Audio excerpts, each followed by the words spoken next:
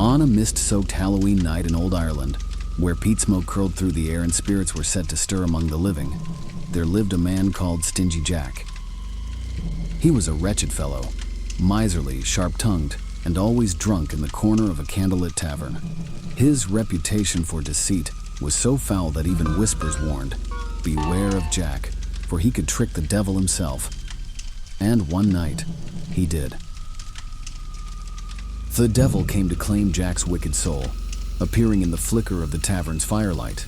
Jack, pretending not to fear his fate, asked for one final drink.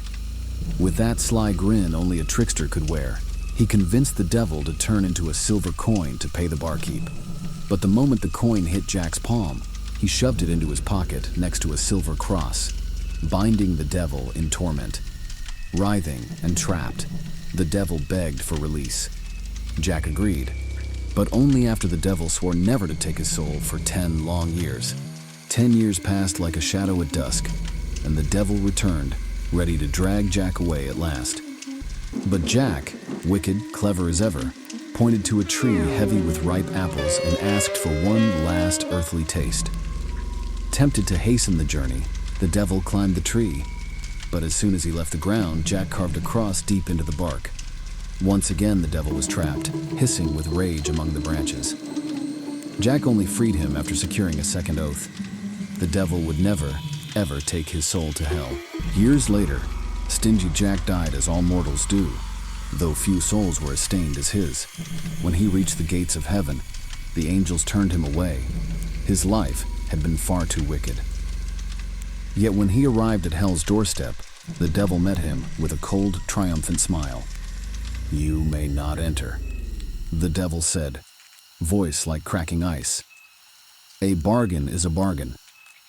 And with a cruel flourish, half mockery, half justice, the devil tossed Jack a single ember from the infernal flames.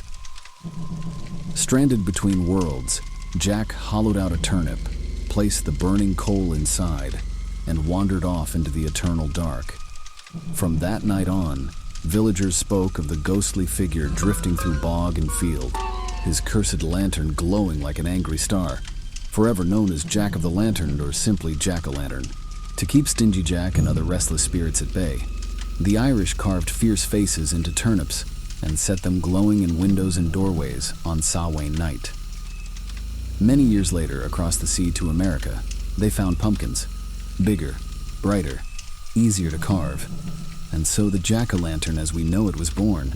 And every Halloween, as candlelight flickers inside carved grinning faces, and shadows stretch across fields and streets, some say Jack still wanders, his cursed lantern glowing in the dark, searching for a place he will never find.